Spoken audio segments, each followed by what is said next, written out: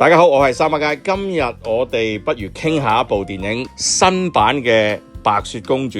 呢部片未出街嗰時，其實已經好爆啊！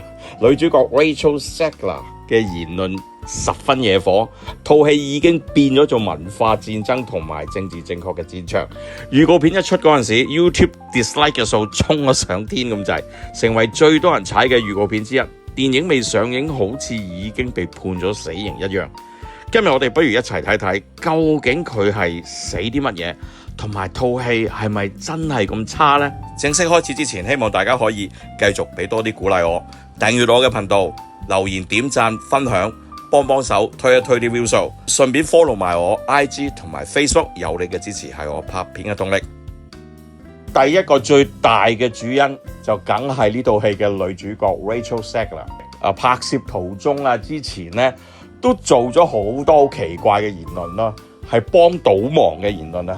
佢又覺得1937年動畫版白雪公主嘅公主成日都要等俾人救嘅，佢覺得同而家嘅價值觀好似錯晒咁樣。最大鑊就係佢要話王子係跟蹤狂，咁基本上就顛覆晒所有人對白雪公主嗰個形象。咁所以佢呢啲言論一出呢，差唔多全世界都辣興晒啊！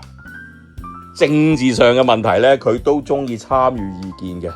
咁例如喺2003年，Rachel 簽署咗一啲公開信，要求停火，結束以色列對加沙嘅轟炸。咁其實藝人有政治立場，唔知大家同唔同意啦。咁我覺得言論自由都可以嘅。咁但係比較尷尬嘅地方就係呢出戲神奇女俠 Gal Gadot 佢係喺套戲入邊飾演壞母后噶嘛。咁就變咗好似有啲尷尬咯。咁雖然 Gal Gadot 好大方，佢冇即係喺度隔空罵戰，好彩冇啫。不過有啲訪問即係話佢同佢嘅關係係點，就好似話係普通同事嘅關係咯，就唔稱得上朋友。我覺得呢都係新聞嘅炒作嚟嘅啫。如果你睇完舊版呢，你應該會明白而家已經變咗好左膠嘅迪士尼點解會睇上去？如果你睇翻嗰出卡通片呢，其實佢有齊係需要被再教育需要覺醒嘅元素被動嘅公主啦，着重公主外貌嘅王子啦。對我嚟講，舊版故事性講真其實唔係太強嘅。我最欣賞舊版本1937年嗰個卡通動畫版本呢，就係佢嗰個畫工人手繪畫嗰種工藝，你會感受到畫面有種溫度啦，或者咁形容啦。佢唔似得你而家用電腦動畫咧，俾我感覺係有少少冷冰冰嘅偏向。即係其實個感覺有啲似咧，你中意聽黑膠片嗰種復古嘅質感。最新版本真人版嘅白雪公主個古仔講乜呢？咁首先我哋最多疑問就係女主角膚色嘅問題啦。咁明明白雪公主我哋印象佢應該係揾個白人女仔嘅，咁而家揾個有色人種。套戲開頭已經解釋咗俾你聽啦，因為佢出世嗰陣時，白雪公主出世嗰陣時咧就係一個暴風雪嘅日子嚟嘅，咁所以就用咗雪去命名佢呢個名啫，因為雪係白色噶嘛。咁呢度我覺得都叫做勉強過得通嘅。咁跟住落嚟，佢母親死咗啦。咁死咗之後，佢父王即係佢老豆咧，就改取神奇女俠翻嚟，就由 Gal Gadot 飾演壞母后嘅角色。後母當然對啲非親生嘅子女唔好啦，即係粵語場面一般都係咁樣講噶嘛。咁不特止父王都死埋，即係得翻母后喺度，咁所以就對白雪公主唔好啦。最重要就梗係嗰件魔鏡道具啦，有 Mirror 喺度啊嘛。Mirror 邊個最靚？咁次次同佢講親，唔係你最靚，係白雪公主咁靚，咁梗係唔順超啦。所以皇后就將白雪公主咧當成阿四咁樣做嘅，喺度執頭執尾喺皇宮裏邊，咁仲想殺咗佢添。咁白雪公主就流放咗或者流亡咗去出邊之後咧，佢又唔知點解咧誤打誤撞咧就識咗一啲朋友仔啦，七個小矮人同埋一啲賊仔合道啦，好聽啲講，你叫合道。聯手推翻暴政嘅古仔。嗱，其實就咁聽個古仔個結構呢，我覺得幾完整，我甚至覺得係好過1937年嘅卡通片版本嘅。其實咁，但係好可惜執行上咧，我覺得好多地方都係唔拖唔水咁樣嘅。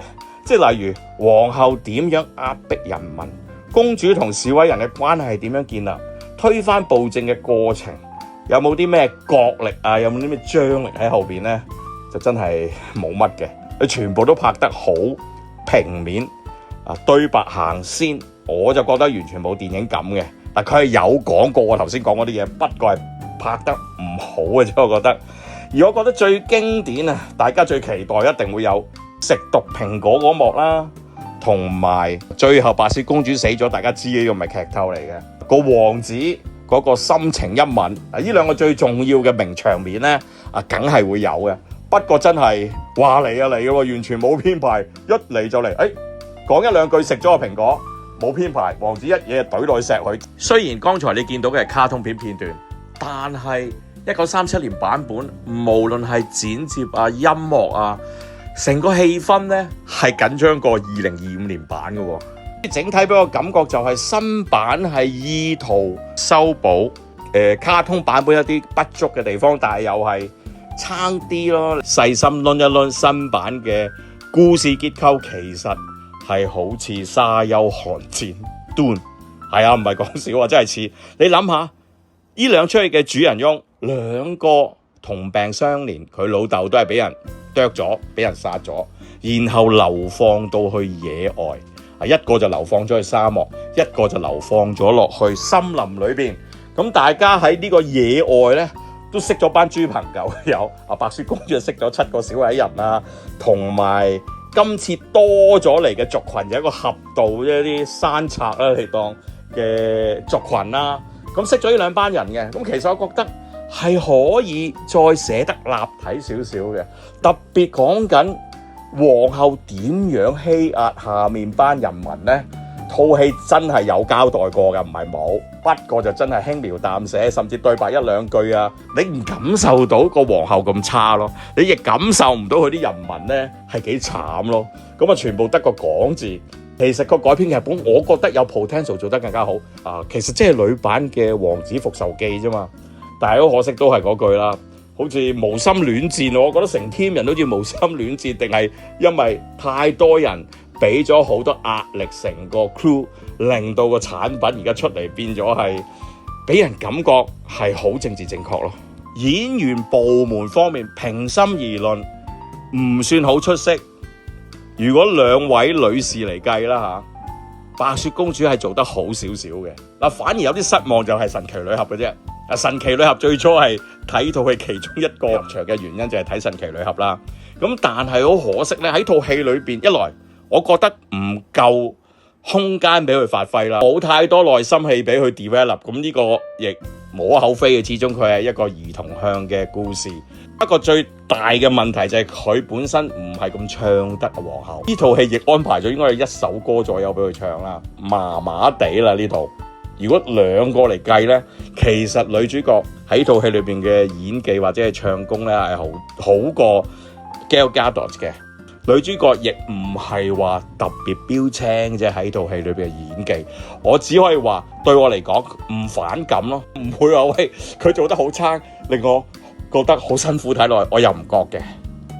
最多人談論就係嗰7個小矮人啦，咁用個 CG 去做翻出嚟嘅，出嚟個感覺我又覺得唔係話理想，但又未至於話好差咯。但係坊間好多人話點解要揾 CG 做呢7個小矮人，唔揾翻啲豬臉？咁好多唔同嘅意見喺度啦。咁但係我忽發奇想，喂，不如你用翻人手畫去致敬翻當年人手畫7個小矮人出嚟，我覺得咁樣會好玩啲咯。出戲講到自己拍到好貴，但係我完全睇唔出佢真係拍得咁貴喎，全部都係廠景啊、CG 啊、綠布景，我睇唔到點解會拍到咁貴，我亦感受唔到有咩大場面要使咁多錢。呢個情況有啲似我上集講嘅 Mickey 17，米奇17號都一樣，又係話拍到好貴，咁但係睇落去佢唔係真係咁貴啫喎，佢啲場景唔多，特技有，但係唔係好大 scale 嗰隻特技嚟嘅。我唔知係咪而家荷里活興報大數喎。咁由於我一早知道呢套戲咧唔係好掂啊，所以我一定要揾啲花神咧令到出戲可能會好睇啲。咁所以我就揀咗 4DX 版本嚟睇嘅。唉，點知咧火鬼滾啊，真係好失望啊！你要煙霧佢冇，你要閃光佢又冇，你要啲水花會噴水嘅 4DX 又冇，有香味咩？冇，係得翻張凳喐下喐下。但係嗰個喐動嘅幅度係好弱咯，我會覺得佢係 hea 喐咯。同埋有風吹嘅，呢個有風吹，但係啲風都係弱弱地喎。總之整體 4DX 嘅感覺比我之前睇過嘅 4DX 電影咧，今次係最差嘅一次。我唔敢講係咪因為我去嗰戲院問題，定係套戲嘅問題？我覺得可能兩個都有問題。我亦思考緊究竟 4DX個 maintenance 係點呢？因為以前 4DX 我嘅 experience 係好好，但係好似而家點去有啲都俾到幾正嘅 experience 我嘅，有啲戲或者間戲院啦。咁但係都好似有啲甩甩漏漏，唔見咗啲嘢。咁我唔知係而家 design 上邊有啲 effect 刪走咗啊，定係點呢？因為我呢套戲咧就喺國內嘅 4DX 影院睇嘅，我唔知關唔關事啊？如果你真係咁有愛心入咗去戲院，講緊香港嘅戲院，仲要係 4DX 睇嘅話咧，如果你睇完之後，可唔可以同我分享下究竟呢套戲喺香港 4DX 效果係點咧？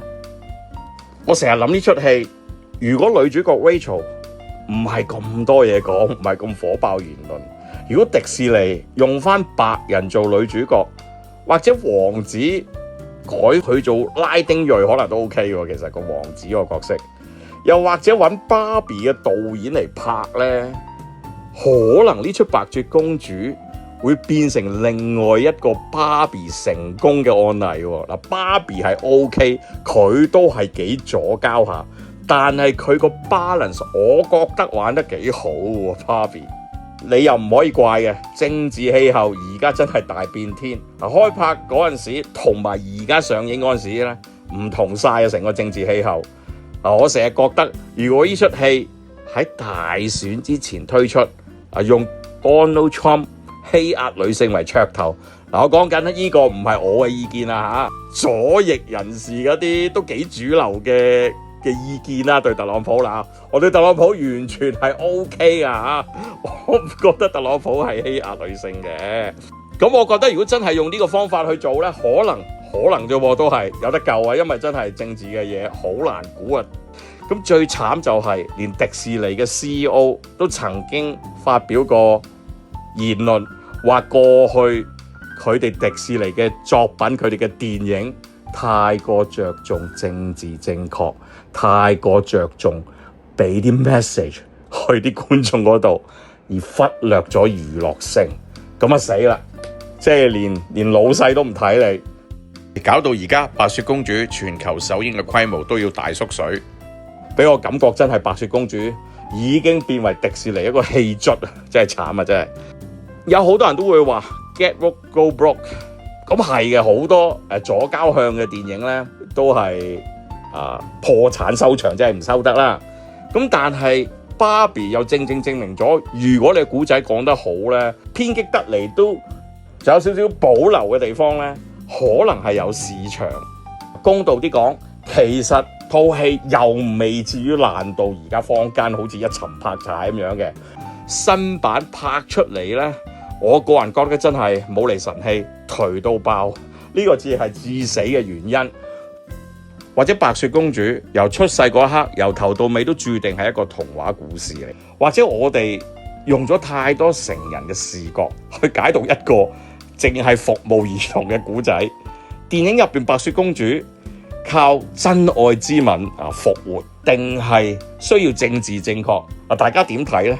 可以留言話俾我知。中意呢條片嘅記得喺下面 CLS， 有你嘅支持係我拍片嘅動力。希望下一條片再見到大家，拜拜。